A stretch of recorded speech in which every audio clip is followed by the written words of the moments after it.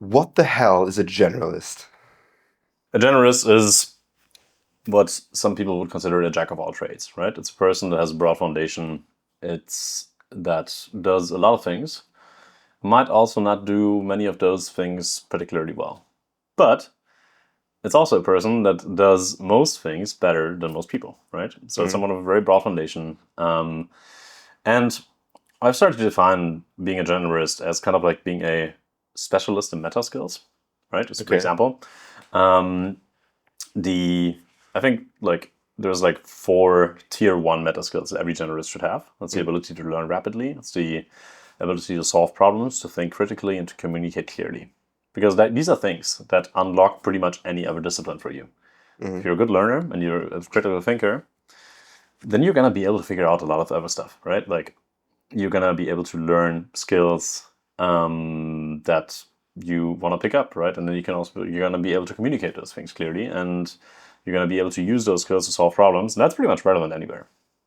So it's someone that has broad expertise and is able to pick up things very quickly and communicate those things well to other people. Correct. Okay. So with a really, really broad foundation. Now, most people are kind of like, at some point in their career, like maybe you start out and you just do a little bit of everything, but at some point in your career, you're going to start identifying the things that you're really particularly good at, and that also like are particularly well suited to whatever you do, right? And this is when you start to develop what's called like an E-shaped or T-shaped expertise, where you have a broad foundation, and then you develop these like little tiny spikes, like in some fields that you're better at than in others.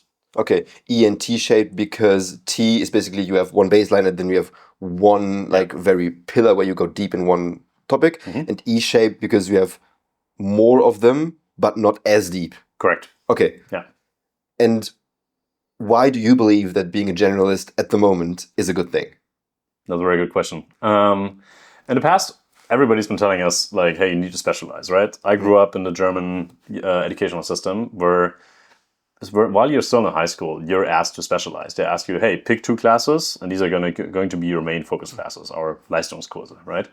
And then you go to university, and they ask you to pick, like when you're 18, 19, they ask you to pick one thing.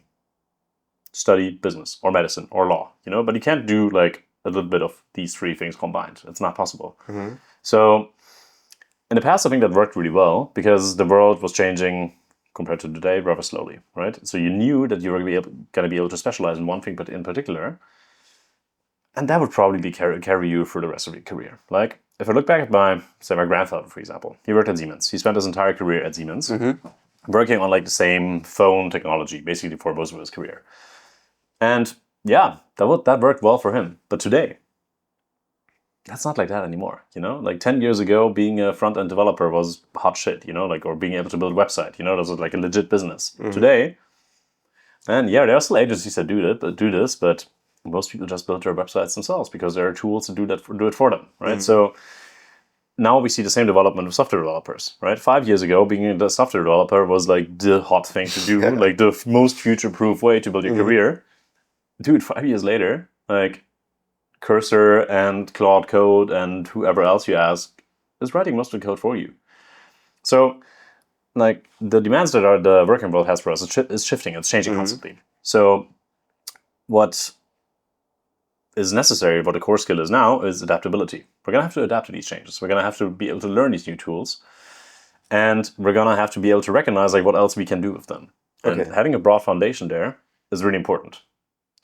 Okay, so in a world where skills and the demands change slowly, specialization is valuable because you have predictability that you will be able to use the one skill you have for a long amount of time. Yeah. And the faster the demands on you change, the more you need to be able to change with them and thus have meta skills that allow you to adapt as well. Is that right? That's correct. Now, there's going to be a trade-off, right? I imagine there must be a trade-off because if you do many things, you are going to be worse at some things you do. And sometimes, like, I don't care if my doctor can do law, right? If he opens my heart. So where do you see the trade-offs, and when should people maybe not become generalists?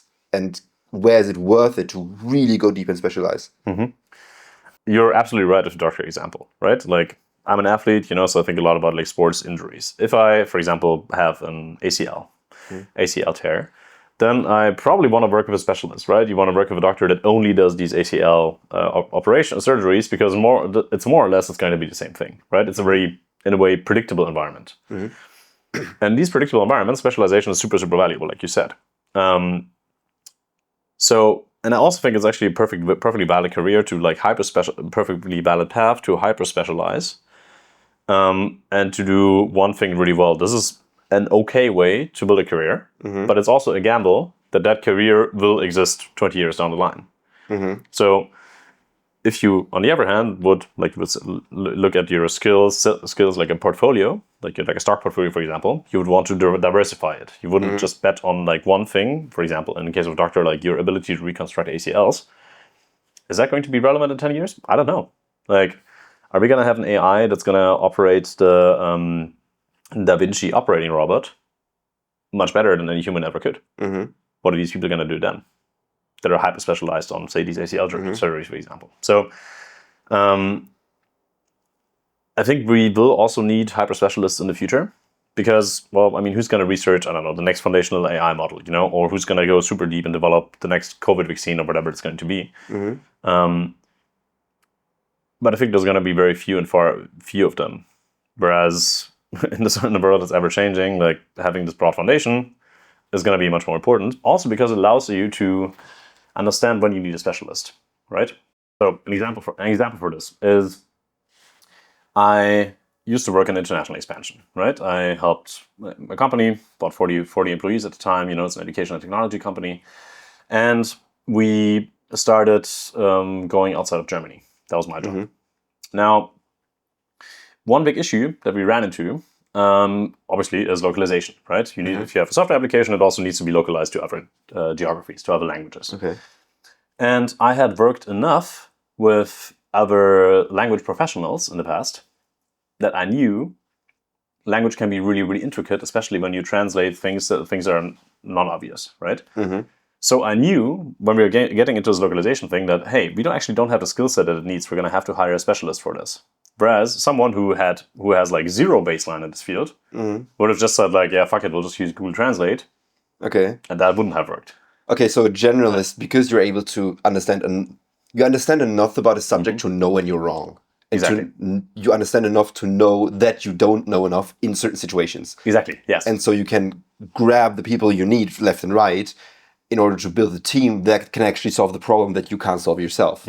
So as the world, as we said, changes faster and disciplines intersect more than they used to be, I think that's a fair assumption, we need more people who can work at the intersection of those. Yeah. Okay. Precisely. It's basically, like you said, as a generalist, you know what you don't know. Okay. Or you at least have an idea that you probably don't know enough to actually have a qualified opinion on this. And then you have the meta skills to acquire what you need. Exactly. So either you use your meta skills to go deep on this yourself, or you simply say, hey, look, this is, I think, what we need, and I know which questions to ask. I'm going to delegate it. Yeah. And I think that's also why generalists make much better managers than specialists, right? You see this a lot in, I don't know, say for example in sales. You have the best performing account executive, the one that's like closing one deal after the other. Those don't always make for good managers. Because as a sales manager, you need more than just the ability to close deals. You also need leadership skills. You need better communication skills. You also need skills or like a slight foundation to be able to align with other managers from other departments, for example. Something that as an individual contributor you wouldn't necessarily need.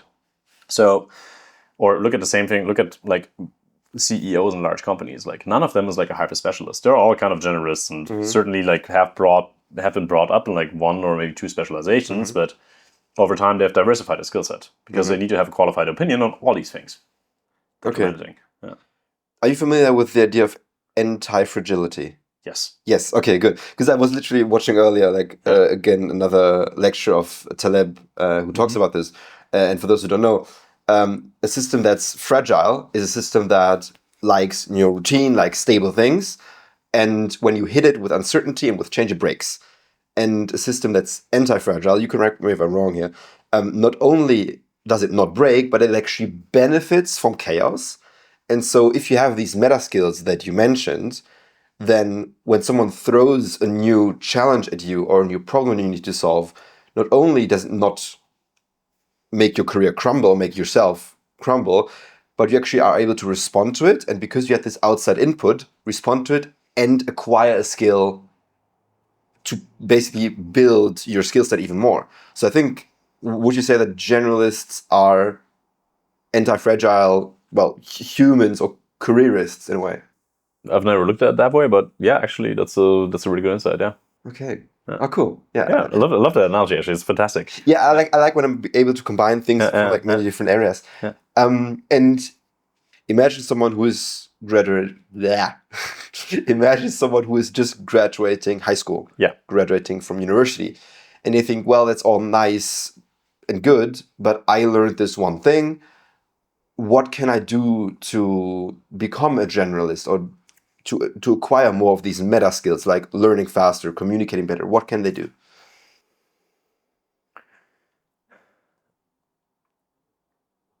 Generally speaking, in this kind of situation, you usually don't need more information. You need more action, right? Mm-hmm. So going out of high school, I had the same issue, right? I didn't really know what to do. So I just picked the broadest degree possible from university, So I studied a degree that's 70% business, 30% computer science. Because I felt like, hey, that's going to allow me to do anything. And I think also that's how I would recommend others to approach this selection of what you're going to do next by like just picking one thing and doing it for a while and seeing if you enjoy doing it or maybe if you do something else, right? The acquisition of meta skills, they kind of like, it sort of comes with the territory, because if you constantly bounce between like learning different new disciplines, then at some point you will develop a methodology to learn things organically, to learn things faster. But of course you can supplement that, right? Like you can start reading books, like for example, Ultra Learning from Scott Young. It was like a fantastic book about the ability to learn, right? Or there's a beautiful course on Coursera called Learning How to Learn that goes really deep into the psychology, into how the brain works in terms of learning. Yeah. So you can acquire a lot of this. But at the end of the day, if you just watch these courses, read these books, like this is fundamentally productive procrastination, because you're just consuming information, but you're not actually putting it into action. I think this is a dilemma I see of a lot of people. They don't really know what to do, so they feel like they need more information. But in reality, dude, just fucking start doing something, and then you'll see what sticks. Same goes for other things, right? Like you become a better writer, or better communicator. But usually, people who write well tend to also communicate well in other media by mostly writing a lot. Right, and then at some point it makes sense to also read books about writing, right? Like On Writing Well by William Sincer, for example. I think is one of the best books on like the technicalities of writing that's been written. But I don't know. It's like expecting to become a better football player by watching a lot of football. It's not gonna happen. It's not gonna help. Like at some point you got to get into the arena, and the sooner the better. So like if I had to summarize this, advice for people coming out of high school is, try different things, maybe take a year off, do a couple of internships, or maybe just start going to university, start studying, engage in different students organization, see what you like. And then at the same time, do consume information, because if you never read anything or if you never learn anything new, then you also don't have anything to put into practice, right? So never stop reading. I think with that, like most people will find a way one way or the other. One thing I would add to that, because I like the three, is, I think you mentioned sort of before, is creating something. Because when you have something to create, like when you write something, when you make videos, when you do a podcast, whatever, even if nobody watches it, you have a reason to remember things. Yeah. And this is, I think, the best quote from, I don't know the guy's name. He wrote a book on the science of learning. And he said, learning is repeated recall, not repeated exposure. Right? And so you don't... If you consume a lot, you don't remember it. But if you recall it and you force yourself to do something with it, then you remember it. And I think it's the same with like projects. When you have a reason to learn something, you have to give your brain a reason to remember something, right? And this is partly why I started this podcast, is because when I see things out in the world, I want to be able to do something with it. And when okay, I have this conversation coming up, you remember it and you write it down and you collect these things. So creating something just for the purpose of having a reason to remember is really cool. Yeah, I also think creating something is like inherently human. If when you I'm starting to see this now with some of my friends in a similar age. I'm 32 now, who have sold their companies and now have a lot of time and a lot of money on their hands. Basically, there's like two things that people who have infinite time and infinite money do. Either they converge into like full-on hedonism, and they fall into those like alcohol, drugs, hookers spectrum, or they start creating things, right? Like, there's a really good book. It has the very humble title of How to Get Rich by a guy named Felix Dennis. He had a printing and publishing house, basically, and made a ton of money, and now he has this private island in the Caribbean and so on. Private islands are kind of out of fashion at the moment. Yeah, it's kind of out of fashion at the moment, but I mean, this guy's old school, right? So, and well, he spends most of his days writing poetry. He has also done the hedonism aspect in the past, but now this guy is just writing poetry all day. And I think this is something that you'll recognize in a lot of wealthy people, that at some point they will converge into creation, because I think fundamentally as humans, that's what we're meant to do. Like, evolutionarily, we are literally meant to procreate, to have offspring, to have children, right? But not only that, we're also, wired to build something, to put something new into the world. And so if we don't, if we don't create, then I feel like we're missing something out of our humanity in a way. Yeah. You hire people for a living now. You hire generalists. And you recently wrote a blog post just called "The Job Market is Fucked." What do young people that graduate from university or that are looking for their first job not understand about the job market? Oh boy, the job market, huh? Yeah, so first of all, clarification, I don't actually hire people. I help other companies hire the right people, right? It's because I don't want everybody approaching me like, hey, can you hire me? But the job market has an inherent problem now. And that is that it has become really, really easy to just write applications to jobs. In the past, I think some of the first applications I wrote when I was applying to my first internships back in 2014 were actually still on paper, right? So I was printing stuff, and I was putting together this like dossier of things. In German, we call it Bewerbungsmappe. Yeah? And then you would mail it to a hiring manager. And that took a lot of time, right? So each application was expensive. Not just in terms of time, but also in terms of like actually printing this shit and then putting it into the mail and paying a couple of euros for the stamps. Yeah. So when an employer received an application, they had a high signal that you're really interested in this opportunity because, well, you actually spent money and a lot of time in creating it, right? This had two effects. On the one hand, you had a signaling that you're actually really interested in an opportunity. And on the other hand, there were like less applications overall going around. So, like, I don't know, you post a job and you would get like 10 applications, but out of these 10 applications, like say 5 of them would actually be fairly qualified, because if you're like totally unqualified for a job opportunity, and you probably wouldn't go for all this effort.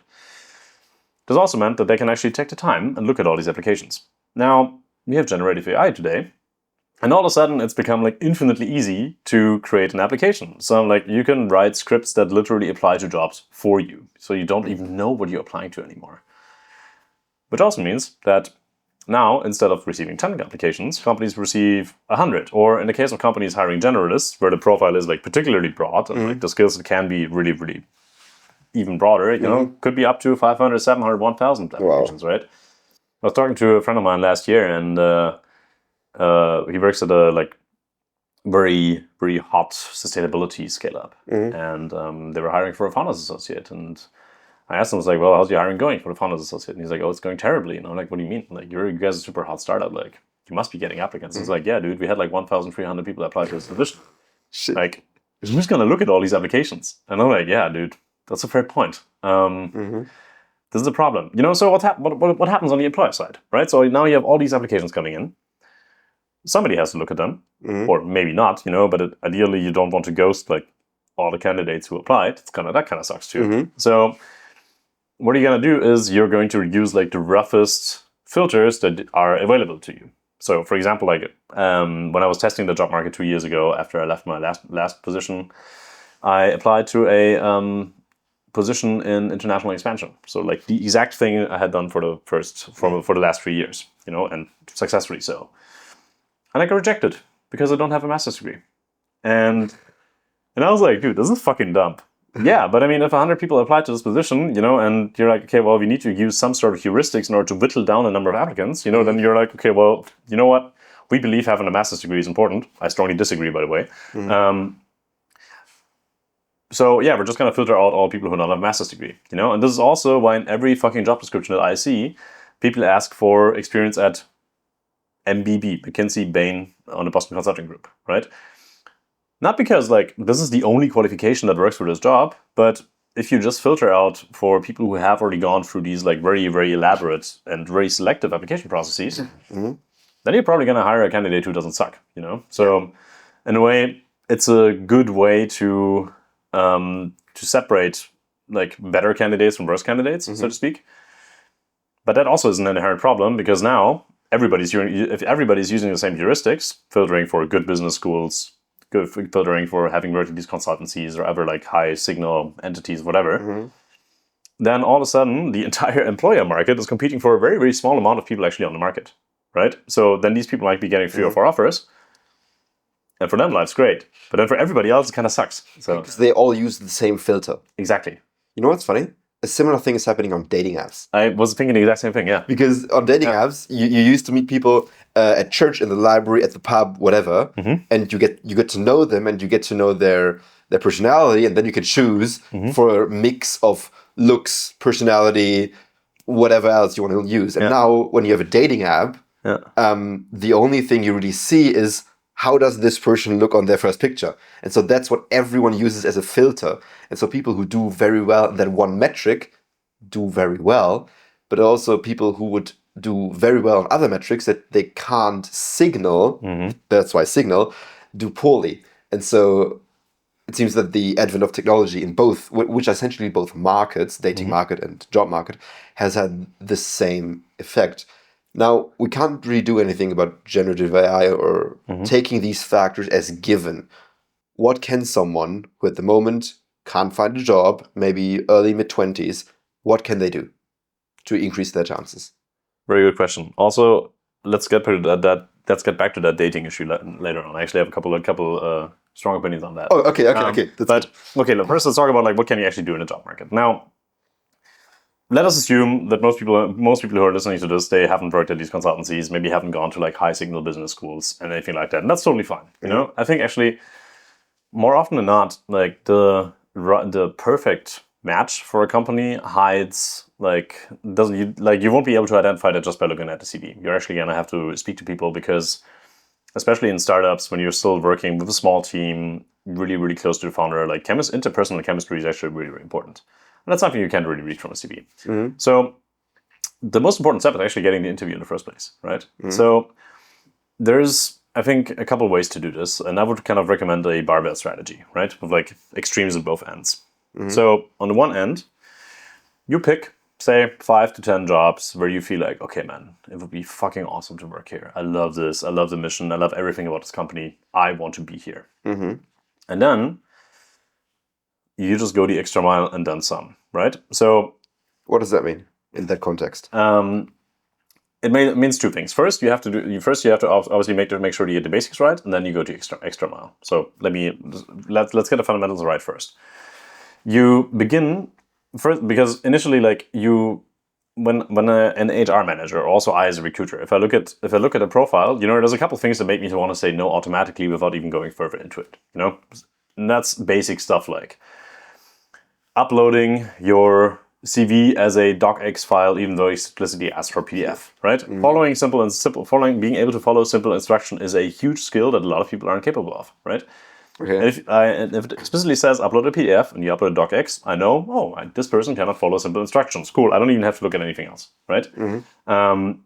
Same thing goes for these basic issues, some people don't have LinkedIn. Dude, if you're working in business, you have to have LinkedIn.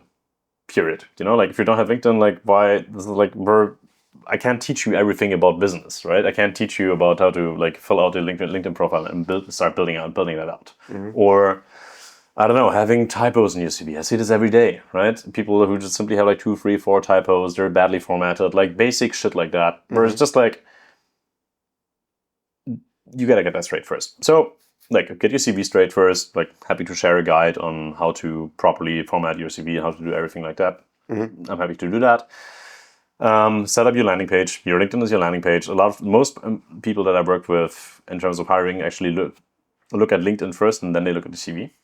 For those who don't know, a landing page is usually what you get to when you want first buy a product or a service. And so that's a personal landing page that the employer looks, and they have like the most important information about you. Exactly. Okay. So you can kind of consider your LinkedIn like the page that you would get to after you click on an ad on Instagram, for example, right? So employer sees your name, and they're like, okay, I want to go to that person's landing page. And in our business specific case now, this is going to be your LinkedIn. So make sure that it's clean. Like it doesn't have to be like thoroughly optimized and everything, but it should contain your experience. It should have a photo that's not a gym selfie, ideally. It should contain like some basic information about you. Maybe also add a little bit of like character to who you are. And one thing that I personally believe is super important, like write everything that you write like a human would write it. It might sound cool, and maybe the AI will tell you to say like, oh yes, I'm a results-driven professional that specializes in spearheading cross-functional projects. But what the fuck does it even mean? Like, it makes you visibly like, it makes you like, come on, really? It's like, come on, man. Like, are you gonna sit down with like your boys in the bar and be like, what do you do for a living? Oh yeah, I'm an extra results-driven professional. Like, fuck that. Like, you do property management. That's fine. Like you're really good at making sure that trains run on time. Cool, I get that. But make it simple, right? So like get those basics straight first. Now, when you have these basics ironing out and you have taken you've taken away all the reasons to say no, the next step is to get them to say yes. Okay. So in a way, it's like a negotiation. First, you need to get past no, and then you need to get to yes. Okay. And you get to yes by kind of adding the signal again to your application, right? Earlier we talked about that you can't really have signal anymore because applications are AI generated, and therefore like just because it's a customized cover letter and a customized CV doesn't actually mean you put a lot of effort into the application. But what you can do is, for example, you can you can take a look at the website of the company, for example, and if you have some expertise, say in website building, for example, or in copywriting, you could do a teardown of the website and be like, hey, you record a video, 7-8 minutes, where you go through what you would improve. So you make some suggestions like, hey, I read this copy, like it's not perfectly clear what you want the person to do on this specific landing page, for example. This is how I would improve it. Or in my case, like I do international expansion, or used to do international expansion. So if I were to apply to an expansion position, I would already put together maybe like a 2-page plan on how I would approach the first 90 days of me doing that job. And include that with the application, right? Yeah. And that, so that's one thing. You create a work product that's expensive to create. Expensive in terms of time investment. Yes, exactly. Yeah. When I say expensive, like usually no, I don't always mean money. I think time is actually much more scarce resource than money. Effort. So it's effortful to create. Exactly. So it shows signal. It shows that you can't just do that for like every company, right? It shows that you're interested in the company. And then you also need to show that you are proactive and you're good at reaching out. This is a core skill for pretty much anyone that works in business, the ability to reach out to people, because at some point, maybe you lead a team, you need to recruit people. Having good outreach skills helps. If you're selling, obviously you need it. Yeah. So what I would do next is I would try to approach the hiring manager on LinkedIn, per email, whatever, maybe even call them, like medium of your choice, and just send them a short message and it's like, hey, saw your application. Are you still hiring for this? I put together like 2 pages on how I would approach expansion if I were to get the job. Like, happy to share it. And this is it's not going to guarantee you an interview, but it's going to increase your chances by like 10 times. Okay. Because nobody else would do this. So the first step is not optimized to get the job. It's optimized to get in the door, to get the interview. Exactly. And you mentioned in the beginning, barbell strategy. Pick some companies that would be awesome to work for. What's the opposite end of that barbell? Very good question. The opposite end of the barbell is to do what everybody else is doing and to simply apply to a lot of jobs, but just with like minimal effort. Because it's probably not going to work. But these are also not the jobs that you want so desperately that you will put in like this much effort, right? Okay. So this I would more treat as a like, hey, you take a lot of shots basically. you take a lot of shots basically, and maybe one of them hits, And so out of this, you probably get like 1 or 2 interviews, but these 1 or 2 interviews either lead to something that's actually really interesting, or worst case, good practice. Okay, so you do apply to jobs that you are not that excited about, just to a lot of them. But you could consider yourself doing it, right? Yeah. And then you pick, I don't know, 3 to 5 that you're really excited about, and you put in maybe like half a day's work, a day's work to just apply for that. Yeah. And then you take away reasons to say no by just paying attention to like small stuff, and you try to get them a reason to stand out, something that someone else wouldn't do. Exactly. Okay. Yeah. I've actually noticed, I think somewhat unconsciously I've done something similar because I have, I've got a master's degree, but then I've done 1 internship in my bachelor's and no really professional experience. And so what I tried to do was make my CV so weird and interesting that people would be like, okay, I got to speak to this guy, right? Some fundraising in New Zealand, and then some filmmaking, and then like 1 internship. Yeah. And it seems to me that this is, and like I knew that this was my weakness, but that my strength was just talking in interviews. And it seems to me that this worked, and it's nice to see that confirmed. Yeah, I mean, what you're doing is also like highly functional because you actually create a big footprint on the internet, and I think that's also something that's actually it's a really good thing to do online, because it gives real examples of your work. Because really, like, what are you trying to test for in an interview, right? You're using an interview as a proxy for your ability to do the job that you're applying for. But for example, if you were now to apply for a content manager position, or a content creator position, it's like, what the fuck would you have to do an interview? Because you already have all this content out there. People can see how you do your job. Yeah. And if they like it, they should probably just hire you. And if they hate it, they probably shouldn't hire you, Dude, I gotta tell you this. A friend of mine, he has a high school degree, nothing else. He's got, I think, not even 7,000 followers on Instagram, but he's been doing content for like a while now. Yeah. A couple of days ago, he got offered $45K a year for 20 hours a week at a startup. That's pretty good. This is crazy, like crazy good money. He's got no degree, but he just, for like, I think 2.5 years now, just made videos on the internet. I think he had 1 year where he made a video every single day. Yeah. And people were like, they saw this and they were like, offered him straight away. And this is, if people have proof, they don't need to guess whether you can do the job, which is pretty cool. Exactly. Because I mean, at the end of the day, like also these consultancies that we talked about before, it's not proof, but it's like the next closest thing to proof that you're capable, right? Yeah. But by actually putting the proof out there, and I mean, your friend, like, he's not just showing that he's good at making videos. It takes so much self-discipline to put out a video every fucking day. Yeah. Like, that's hard, So, well, I mean, if he's capable of doing that, he's probably going to be capable of like creating content for a company, right? Like, yeah. So in a way, you're also like signaling for discipline, consistency, ability to work hard. All of these are traits that are highly sought after. Yeah. So yeah, this is a fantastic way to do it. And I think it also goes to show something I also see in the job market. Like, most startups I work with are desperately looking for people who are good at creating content. Because people of even my generation, born in 93, and we don't really have this ability. Like, I'm not phone camera native, I don't walk around the world and view everything as B-roll content or anything like that, And when I look at like Jessica, for example, founders associate Generalist, she just has her camera out all the fucking time. Yeah.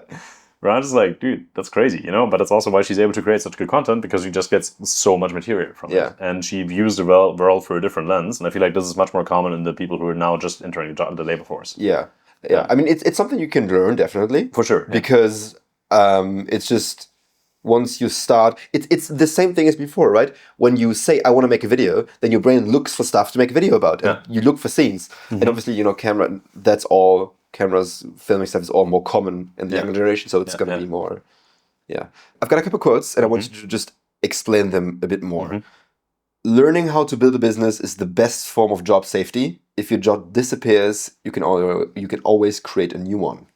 Yeah. Why? So something I absolutely hate is this notion of like having a full-time job somewhere is the safe thing to do. Do you have any idea how many fucking people got laid off in the past years? Like, just because you have a full-time job doesn't necessarily mean your job is safe. Yes, if you work for the government, then yeah, your job is probably safe, but your job's also probably going to be boring. So I think the notion of job safety is an illusion. So the best thing you can do in order to have job safety is to learn the ability to create your own job, right? So as an entrepreneur, the fundamental skill set that you learn is you learn how to make money, right? You learn how to build something out of nothing that will then make money in the future. And that's also, for example, why I'm like not very worried about, say, my current business at some point maybe going out of business. Like also recruiting is a field that is potentially threatened by AI. But that's okay. I'll just build something new. Like Okay, and that makes me very comfortable. And if someone says, "Hey, like it's nice that this guy talks about making money and creating things, but I don't know how to do that." What is like if someone has, "Hey, I maybe know a bunch of stuff. I learned some stuff at university. I have a couple hobbies." What is something like? What is the first step they can take to building something that can make them income? Just very, very broad. Like I would say start with something like try to understand like what is an ability that you have, and very like I don't know when you're 16 you're just entering the labor force or 18 or whatever. The biggest ability that you have is probably just the ability to work hard, So maybe you start out with like just doing something that doesn't require a lot of skill, but simply requires a lot of endurance and hard work. My first job, for example, was not first job, but one of my first jobs was to be a security guard in the stadium of Cologne. Like this job requires literally zero skill, besides like being able to stand there and being able to speak a little bit of German and like showing people where they need to go, But it did require having time, and having the stamina to stand for 8 hours in the cold. So yeah, I did that, and in a way, like this is the first time I learned how to trade my time for money, and this is kind of like the step A of like becoming an entrepreneur. So yeah, probably you have a job where you already do that, but you could also figure out, okay, what else can I do where I could also provide this as a service, right? And I think everybody has some sort of inherent ability that they could one or way or the other monetize. So the first thing I would ask myself is like, what is something that I'm good at that other people would pay for? It can be very basic things, and then so you start by simply giving out that service. So I don't know, what's a good example? I don't know, something I love that my flatmate has been doing. She's been decluttering a lot. And then selling these things on Vinted or eBay Kleinanzeigen. And that works well. So I asked her, I was like, hey, can you like do the same thing for me? We'll just split like everything that you make 50-50, right? So she found this inherent ability for her to like find stuff she doesn't need anymore and sell it to make her money. Right? So someone else asked your flatmate, "Hey, I have this stuff here. Can you get rid of it for me?" Exactly. Right. Okay. So that's a skill set that she has that like I don't have / I also don't find particular joy in. Like I fucking hate cleaning my room and stuff like that. Never liked it also as a kid. Clean your room? Oh, exactly.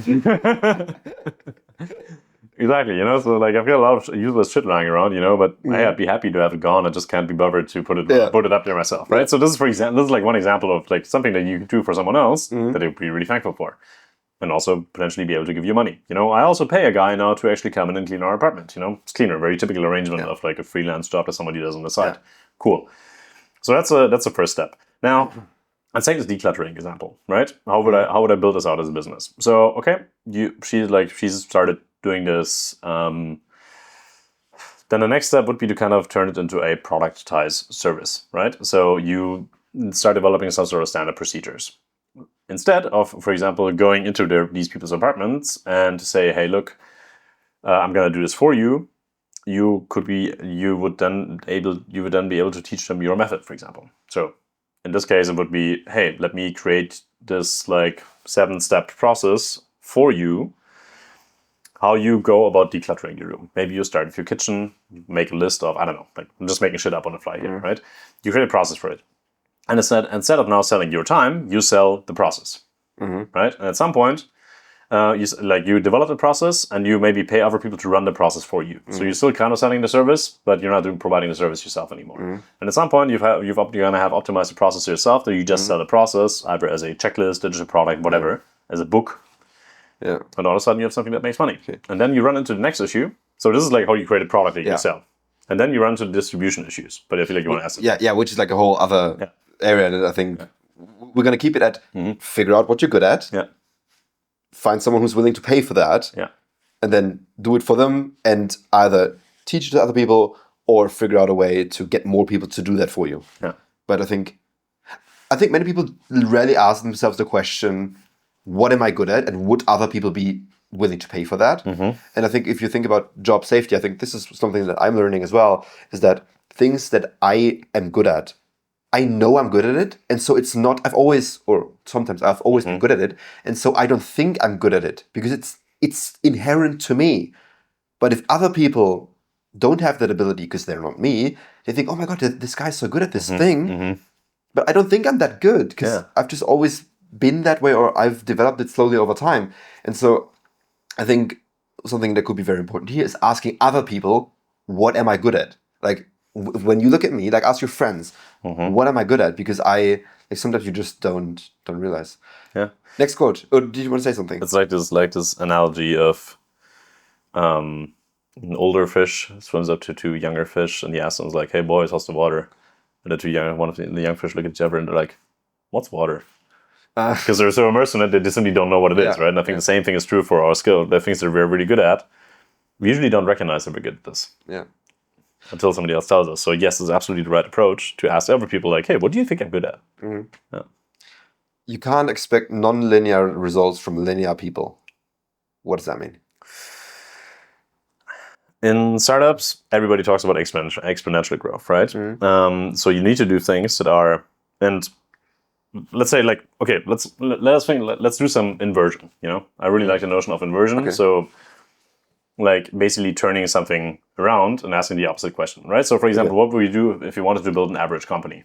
Well, we'd probably hire average people, and then we would just do things by the industry standard, right? This is a good way to build an average business. An average business is probably not very interesting, to be honest. The average business probably bleeds money and is going to go bankrupt in 2 years. I don't know. Like, not the kind of business you want to be in. If you wanted to build, on the other hand, an exponential company, and you also need to hire people who are doing things a little bit differently, right? So,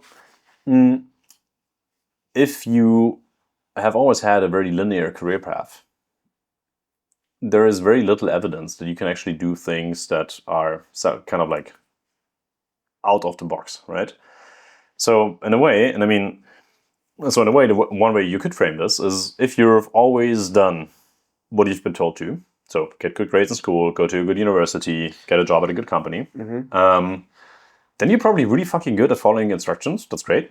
Makes you a great employee. And you're probably also highly intelligent because actually there's a lot of competition for these things. So getting into them in the first place is it's challenging, right? So all of these are great. All of these things are great. But one thing you haven't learned probably is to question things and think for yourself, because you're still on this path that it's being shaped for you. It's not something that you uniquely shaped for, that this person decided then for me that the person I am, this is the right and perfect thing to do. It's more like, hey, everybody else is doing it, so I'm doing it too. Yeah. Right? And that can also lead to success, don't get me wrong, right? But if you want truly one of a kind people, you're not gonna find them in these highly linear paths, in my opinion. And what do you suggest people do if they say, hey, I've had a very traditional path until now, I can see that if I continue that route, it's going to be rather linear, but I want change. I want adventure in my life, or I want to just get obscenely rich, or I want to have cool experiences. How do you break out of the linear path? You can literally just quit tomorrow. Yes, there's notice periods and everything, but you can literally just make the decision tomorrow to do something different, I see this a lot in, and again, this goes back to, I see this a lot in people who are working like corporate jobs, consulting and something like that, right? You know, you're kind of stuck in this golden cage. Or even better example, let's assume you work at Google. I was at the Google offices yesterday, and it's like fucking paradise for knowledge workers. You know, you walk in, there's a barista on every single floor. On the top floor here in the Berlin office, and frankly, the Berlin office is like not very cool compared to like what they have in Dublin, for example. And I have never been in San Francisco at the Google headquarters or Mountain View. But let's take this like fairly ordinary Google office, right? You walk in, there's a barista on every floor. Next to the barista, there's like drawers of protein bars, you know. And then you walk upstairs and you have like a breakfast that rivals, in my opinion, like some of the best hotel breakfasts I've ever had. Wow. Every morning, you just walk into that. And then if you want to have lunch, you just go up there, you know, they're going to serve you as much lunch as you would like, high quality, you know, and then you could maybe go to the juice bar and you make yourself a fresh juice, because of course they have an industrial juicer and you don't even have to clean it. It's amazing, right? So, and then you do the same fucking thing for dinner again, you know, and then they also pay you a good salary and you don't have to work crazy hours and you have like 30 days of PTO and benefits and shit and whatnot, you know, like you can never, like it's almost impossible to be able to do better than working at Google. But at the same time, during your workday, you're selling like fucking search engine ads. You know, this is not very fulfilling and purposeful. Yet, breaking out of that is going to be really, really difficult because you're used to all these amenities. Like, imagine what it would feel like, and that all of a sudden to have to make your lunch yourself. That would kind of suck now, wouldn't it? This is like, I mean, this is like we call it lifestyle creep, right? So all of a sudden you develop this like really high lifestyle, and breaking out of it is going to be more difficult. But on the other hand, if you have been disciplined in the past, and if you haven't been disciplined in the past, you can literally still change this today. Like you'll probably have been able to save up enough money to actually have a buffer to take a dive into something, right? To say like, okay, you know what, I'm going to quit today, and I'm just going to start doing something different. That's one thing. But you don't have to go all out. Maybe at some point, maybe you also just start doing something else on the side. Let me try this. Start a newsletter. Start an Instagram account. Start work on the distribution side of things. Create something, right? Or start, I don't know, freelancing on the side, or you maybe identify like a problem that you'd like to work on, and maybe you build a small business around it, or maybe you vibe code a small product. Like, there's a lot of ways to dip your feet into this like entrepreneurial thing, or whatever you'd like to do. It doesn't have to be entrepreneurship, right? Do you always want to, I don't know, be an opera singer? Cool, take singing lessons. It's easy. You can literally take them online. Sirius.video. It's a great company. But a friend of mine runs it. Unsolicited advertisement. But it's okay. We will get, this podcast is not officially sponsored by an opera singer. Sponsorship. Let's go. But yeah, I think again, it's more of I feel like we just get very like set in our ways as humans. It's something we tend to do. So I think it's worth to regularly break out of your routine and just try new things. Yeah. I don't know, but I'm not super happy with this answer, to be honest. Okay, well, maybe you'll find a better one next time. Yeah, maybe. What's the earned status test? Oh, very good question. So when we think about status, right? We think about people, you're driving a big car, or having a nice watch, or anything or something like that. You know, like things that signal monetary status. These are like our typical status symbols, big houses, whatever, right? But all of the status is bought. Like if the richest person in the world could literally buy this today, you know, and they would have it, and they would have this kind of status symbol. So the earned status test is basically asking, could the richest person in the world buy this today? And if the answer is no, then it's earned, not bought, right? Common example, health. Like, the richest person in the world, if they're sick today, like they can't just buy health and be healthy all of a sudden, or in shape. You know, like even Jeff Bezos, you know, took a long time to get jacked. You know, it didn't get just like instantly appear like that and have big muscles. You know, it took him a couple of years of working out. Yeah. Yes, it's money probably helps, but absolutely, money probably helps. You know, like he definitely has the best personal trainers in the world. You know, and probably has his nutrition crazy diet in. You know, and has a private chef and whatnot. You know, like that's certainly helpful. But he still had to do the work, and he still had to hit the gym on a daily basis, and he still had to say no to a lot of cravings, I'm sure, to get to where he is today, right? And that is earned, you know, I respect that. So in a way, I like to say, like, you know, the health is like the biggest flex, you know, being healthy both physically and mentally. And showing, this is like one of the most important things in life. And having that is something that you have to actively work hard for. So it's something that can't be bought. Exactly. Yeah. Okay. Like, I don't know, I see a lot of people flexing with, I don't know, like how much money they raised or kind of like, I don't know, or how much money they made, or, you know, like some these like monetary things, right? I like flexing with my boob age, you know? It's because it's like fucking like 24 point something years, you know? And that's like peak bro. I know. but I respect, yeah. I know, but it's something that you actually have to earn, you know? It's not something that just like randomly appears. Yeah, it's something, that you build up over time, that can't be bought, and that nobody can do for you, I guess, you know? I mean, you could take it off, but okay, and I like that, because it gives you another lens to view success through. Yeah. I mean, you can define success whatever way you want, but this is, I think, one of the more useful definitions, or more useful frameworks. Yeah. So for me, like, really high status people are people who are very healthy, are in a loving relationship, have wonderful friends around them, do what they enjoy doing, and have the time to, you know, just say yes to things sometimes. And it doesn't necessarily require having a lot of money. Certainly helps, but isn't absolutely necessary, you know? But I feel like this is like the coolest thing you could have in life. Yeah. I think having a low materialism set point is really useful. Like this is what I noticed when I was living in a van for a year. Yeah. I can be quite happy with very little. Doesn't mean I don't want money, doesn't mean money doesn't make my life better, but I think I don't need a whole lot of it to like reach my set point where life doesn't get super, like a lot better.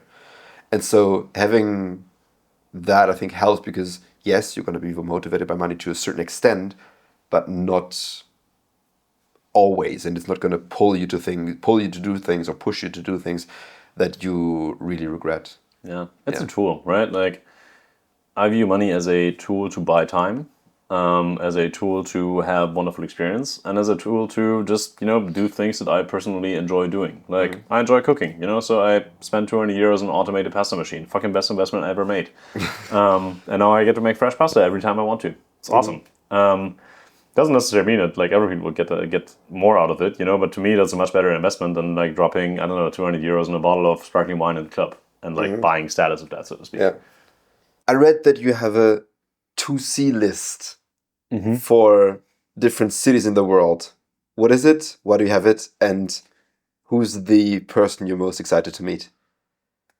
All right. So a 2C list basically is an ongoing Apple Note I have on my phone with people that I want to see in different cities, right? I travel a lot. I'm like all over the world. And every time I go to, I don't know, say for example, Munich, you know, there's a bunch of people that in Munich on my 2C list that I generally like in Munich, you know, so that I'll reach out to when I go to Munich. And I was like, hey, I'm going to be in Munich in 2 weeks when I hang out, you know, and some people are, some people, you know, say yes, some people say no, you know, but in the end of the day, this always leads to me having a stacked calendar with meetings with people that I actively enjoy being around or that I would like to meet for the first time in person, you know. Due to the nature of my business, I spend a lot of time in video calls, and therefore sometimes you just meet people where you're like, hey, I really actually would like to meet that person in person sometime. So then they get put onto my 2C list for that city. So yeah, for example, I'm gonna go to Zurich next month, and I have 6 or 7 people on my 2C list for Zurich, you know, so like in 2 weeks I'm gonna reach out to them and be like, hey, I'm gonna be in Zurich in 2 weeks. Are you around? We're gonna grab a beer or lunch or coffee, whatever. Yeah, and I think it's gonna be great, you know, so I'm gonna be able to reconnect with all these people, because I think staying in touch with people is actually a kind of like a rare and lost skill, and this is a really good mechanism to do this. Yeah. Now, who's the most important person on my 2C list? Well, the one person that's on the very top of my 2C list for Munich is actually my grandma. Yeah, because I try to. I don't know how long she's going to be around, so every time I go to Munich, I'm try to make an effort to go see her. That's very important. Second to last question. You mentioned earlier that you recruit people for a living.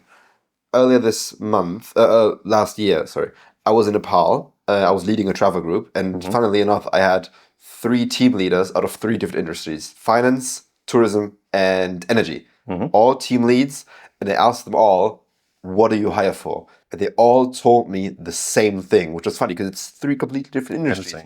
Essentially, they said all, I'm hiring less for technical skills than for mindset and work ethic and soft skills. High agency, good communicator, learns fast. Do you agree with that, or would you add something? Honestly, that's pretty much exactly what the things that I look at as well. And I think this is especially true if you're hiring for people who are a little bit more on the junior side, because you can't really expect them to have that many like technical skills. But as we've already established earlier, like we're working with generalists, right? Like we're able to do a little bit of everything, right? So the 4 criteria that I look at when I'm hiring is a track record of excellence. Like, have they displayed some sort of excellence in their past career, and this can be a wide range, like, yes, this can be traditional markers, like having gone to a really good university, but this could also be like, I don't know, did you play on a national team, or maybe a U16 national team, or have you produced excellent content in the past, right? Or have you, I don't know, won the math Olympiad when you were in 9th grade or something like that, right? So is there a track record, so not just like one instance, but actually several instances of these like excellent things that they've done, right? That's number 1. Number 2 is high agency. Are these people are they happening to life, or is life happening to them?